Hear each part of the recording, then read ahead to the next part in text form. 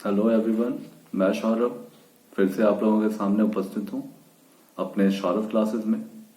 आज मैं BA semester third के पेपर CC7 जिसका नाम है हिस्ट्री ऑफ इंडिया 4, जिसका काल है 1206 से लेके 1250, इस पेपर से एक टॉपिक उठाने वाला हूँ जिस टॉपिक का नाम है सल्तनत कालीन स्थापत्य कला। स्थापत्य कला मतलब आर्किटेक्चर इन सल्तनत पीरियड। तो बिना समय गवाए हम स्टार्ट करेंगे अपनी टॉपिक। सल्तनत कालीन स्थापत्य कला मध्यकालीन भारतीय इतिहास का एक महत्वपूर्ण अध्याय है। इस स्थापत्य कला की मुख्य विशेषता यह थी कि इसमें ईरानी एवं भारतीय स्थापत्य कलाओं का समन्वय पाया जाता है, जो न तो पूर्णतया इस्लामी और न ही पूर्णतया भारतीय थी। इसका मतलब यह है कि यह एक मिश्रित कला के रूप में देखी जा सकती है। ठीक है। सल्तनत कालीन शासकों द्वारा निर्मित शैली दिल्ली शैली या साम्राज्यवादी शैली कहलाती है। इस शैली में निर्मित सबसे पहला भवन कुव्वतुल इस्लाम मस्जिद था। इसका निर्माण कुतुबुद्दीन ऐबक ने दिल्ली विजय के उपलक्ष्य में किया था। इस मस्जिद में एक आयताकार सहन है जो 3 ओर से प्रवेश द्वार बना हुआ है। प्रवेश द्वार पर गुंबद है तथा स्तंभ, खिड़कियां एवं छतों की खुदाई का अच्छा काम देखने को मिलता है। कुतुबुद्दीन ने अजमेर में 2.5 दिन का झोपड़ा मस्जिद भी बनवाया। उसने दिल्ली में कुतुब मीनार का भी निर्माण किया, जिसे आगे चलकर इल्तुतमिश ने पूरा किया तथा फिरोज शाह तुगलक ने इसे उन्नत किया। यह कुल 240 फीट ऊंची मीनार है। ठीक है। इल्तुतमिश द्वारा निर्मित भवनों में सुल्तानगढ़ी, हौज शमशी ईदगाह, बदायूं का जामा मस्जिद, नागौर का अतरकीन का दरवाजा प्रमुख कृतियां हैं, प्रमुख स्थापत्य कलाएं हैं। सुल्तानगढ़ी में एक केंद्रीय कक्ष 8 पहला था और इसका गुंबद सहन से ऊंचा उठा हुआ था। उसने कुतुब मीनार को भी पूरा कराने का काम किया और कुव्वतुल इस्लाम मस्जिद का भी विस्तार किया। इल्तुतमिश की मृत्यु के बाद राजनीतिक अस्थिरता के कारण निर्माण का काम रुक गया था। बलबन कोई बड़ा निर्माता नहीं था, लेकिन उसने राय पिथौरा में एक मकबरा और लाल महल का निर्माण कराया। खिलजी वंश के स्थापित होने के बाद अलाउद्दीन खिलजी ने स्थापत्य कार्य को आगे बढ़ाया। उसने दिल्ली में अलई दरवाजा का निर्माण करवाया। अलई दरवाजा लाल पत्थर का बना हुआ था और इसमें सफेद संगमरमर की पट्टियों पर कुरान की आयतें लिखी हुई थीं। उसने शीरी नामक नगर भी बसाया, जो कुतुब मीनार के उत्तर में था। अलाउद्दीन द्वारा निर्मित अन्य भवनों में हजार सितून, जमयत खाना मस्जिद, हौजे अलाई, हौजे खास आदि प्रमुख इमारतें हैं। अलाउद्दीन का उत्तराधिकारी कुतुबुद्दीन मुबारक ने बसाना में ऊखा मस्जिद का निर्माण करवाया। तुगलक वंश के संस्थापक गयासुद्दीन तुगलक ने 2 इमारतें, तुगलकाबाद का नगर और गयासुद्दीन का मकबरा बनवाया था। तुगलकाबाद का नगर सुनहरी ईंटों से निर्मित थी, जो सूर्य के प्रकाश में देखने पर आंखों को चकाचौंध कर देती थी। गयासुद्दीन का स्वयं का मकबरा एक पंचभुजीय छोटी सी गढ़ी जैसा है। मकबरे का निर्माण लाल पत्थरों से किया गया है और उसके मेहराबों पर संगमरमर की पट्टियां चढ़ी हुई है। मोहम्मद तुगलक ने आदिलाबाद का किला, जहांपना नगर तथा दौलताबाद में कुछ इमारतों का निर्माण किया है। साथ ही साथ उसने सैपाला बांध और बिजली महल नामक दो महत्वपूर्ण कलाकृतियों का भी निर्माण कराया। फिरोज शाह तुगलक ने कई नगरों, मस्जिदों, मकबरों और नहरों का निर्माण किया था।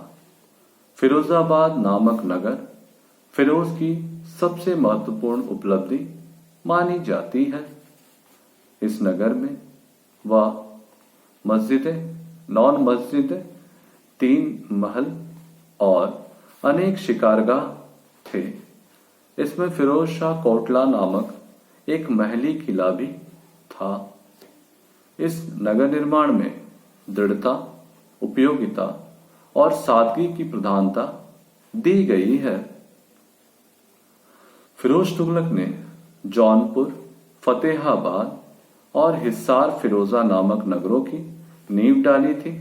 उसने हौजे खास के निकट एक सुंदर 2 मंजिला मदरसा बनवाया था। मदरसा के निकट ही फिरोज का मकबरा है। यह मकबरा संगमरमर और लाल पत्थर से वर्गाकार आकार में निर्मित है। फिरोज के पुत्र खाने जहां जूना शाह ने खाने जहां तिलगानी का मकबरा बनवाया। यह 8 पहला था।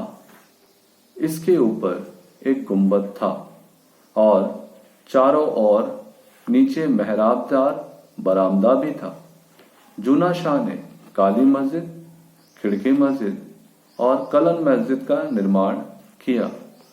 नसरुद्दीन महमूद शाह ने कबीरुद्दीन औलिया का मकबरा बनाया, जो लाल गुंबद के नाम से भी प्रसिद्ध है। सैयद वंश के शासकों ने खिजराबाद और मुबारकबाद नामक 2 नगरों की स्थापना की।